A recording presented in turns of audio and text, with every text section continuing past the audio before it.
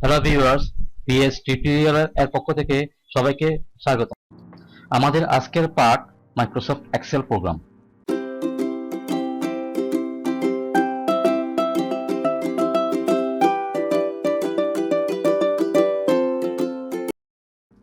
Spreadsheet ও spreadsheet software কি? এটি হলো বড় মাপের কাগজ। এটি দিয়ে গাণিতিক সমস্যার সমাধান, তথ্য ব্যবস্থাপনা এবং নিখুঁতভাবে গ্রাফ তৈরি করা যায়।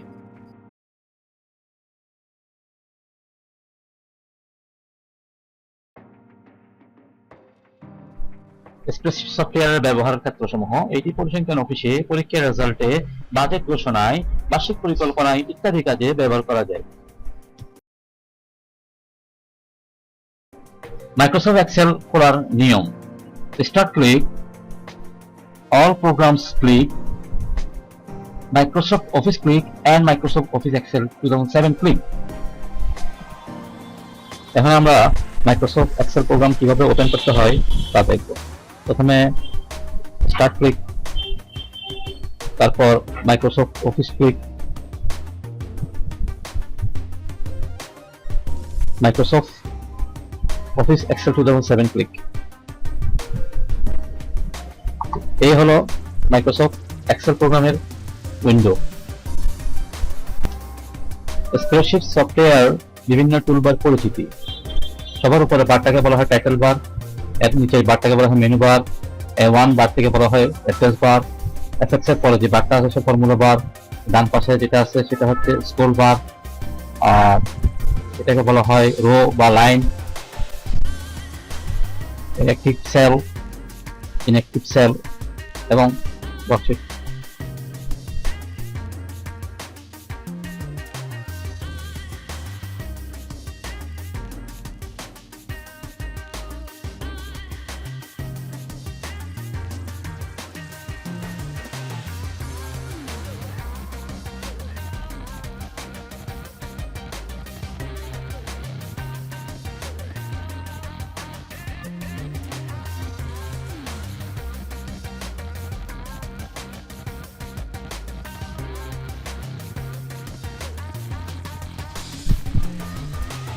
ফাইল মেনু পরিচিতি: office button click, new office button আন্ডারে নিউ আছে, new, open, save as, print, close ইত্যাদি আছে। নতুন ওয়ার্কশিট খোলার পদ্ধতি: office button click, new click, blank workbook click and create click। Document save করা বা সংরক্ষণ করা: office button click, save as click, file নামে কোনো কিছু টাইপ করতে হবে, তারপর সেভ ক্লিক।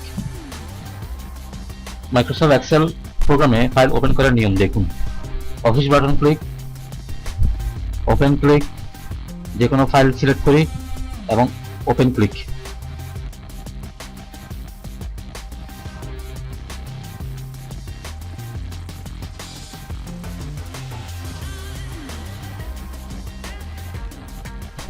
এখন আমরা দেখব কিভাবে যোগ করতে হয়।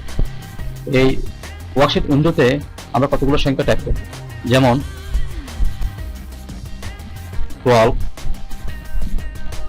13, 15, 15, 20। এই সংখ্যাগুলো আমরা যোগ করব। যোগ করার জন্য আমাদেরকে প্রথমে অটোসামে যেতে হবে। অটোসাম ক্লিক, এখানে চারিদিকে একটা রেঞ্জ আসলো, এখানে লেখা আছে equal to some bracket A2 colon A5, তারপর এন্টার চাপি। তাহলে আমাদের ফলাফল বেরিয়ে আসলো। আমাদের ফলাফল 12, 13, 15, 20, এর ফলাফল হচ্ছে 60। এটাকে বলা হয় স্বয়ংক্রিয় পদ্ধতি। আমরা স্বয়ংক্রিয় পদ্ধতি এবং ম্যানুয়ালি পদ্ধতি, দুই পদ্ধতিতে আমরা যোগ করতে পারি। এখন আমরা দেখবো ম্যানুয়ালি কিভাবে যোগ করতে হয়। তাহলে আমি এখানে রাখলাম সেল পয়েন্টার, রাখার পরে যতগুলো সংখ্যা টাইপ করি 13, 14, 15, এই তিনটা সংখ্যার যোগফল আমরা বের করব ম্যানুয়ালি পদ্ধতিতে। প্রথমে সমান টাইপ করতে হবে, সমান টাইপ করার পর সাম লিখতে হবে, SUM সাম, এরপর ব্র্যাকেট শুরু করি, ব্র্যাকেট শুরু করে আমরা লিখবো সেলের অবস্থানটা।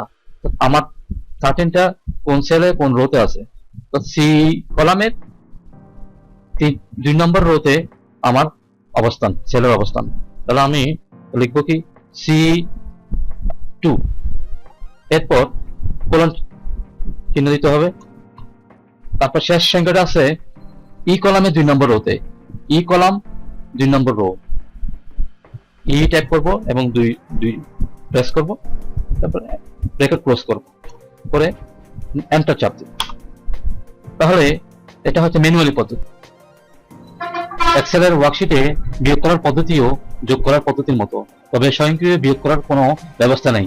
ফলাফল সেলে সূত্র বসিয়ে বিয়োগের কাজ করতে হয়।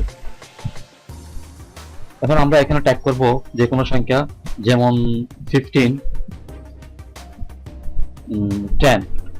15 এবং 10 এর বিয়োগফল কত, এটা ম্যানুয়ালি আমাদেরকে প্রথমে সমান টাইপ করতে হবে। তারপর সেল অ্যাড্রেস টাইপ করতে হবে। সেল অ্যাড্রেস হিসাবে আমাদের 15টা সি কলামের 4 নম্বর রোতে আছে, অর্থাৎ C4। এরপর কিবোর্ডে আমরা মাইনাস সাইন টাইপ করি। এরপর 10 ডি কলামের 4 নম্বর রোতে আছে, D4। এরপর এন্টার। তাহলে ফলাফল বেরিয়ে আসলো 15 এর এবং 10 এর বিয়োগফল হলো 5।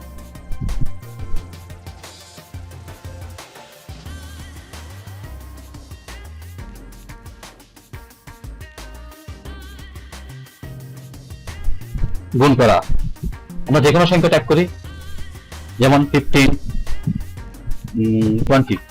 এই দুটি সংখ্যা গুণফল আমরা বের করব। প্রথমে আমাদেরকে ফর্মুলা বারে সমান চিহ্ন দিতে হবে। এরপর 15টা আছে বি কলামের 4 নম্বর রোতে, এই বি কলামের 3 নম্বর রোতে আছে B3। তারপর আমাদেরকে একটা গুণ চিহ্ন দিতে হবে। গুণ চিহ্ন হিসাবে আমরা দিব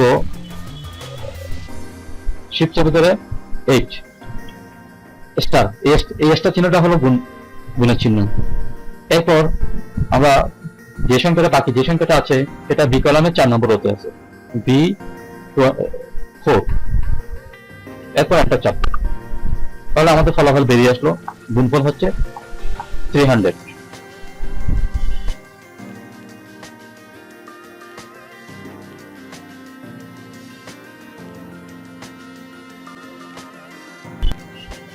ভাগ করা, এক্সেল প্রোগ্রামে ভাগ করার জন্য আমরা যেভাবে বিয়োগ গুণ করেছিলাম ঠিক একইভাবে ভাগ প্রক্রিয়াটাও সেরকম। প্রথমে আমরা যে কোনো সংখ্যা টাইপ করি, যেমন 15 এবং 3। এই দুটি সংখ্যার ভাগফল কত হবে, প্রথমে আমাদেরকে সমান চিহ্ন দিতে হবে। এরপরে 15টা আমাদের বি কলামের 3 নম্বর রোতে আছে, অর্থাৎ B3 টাইপ করি।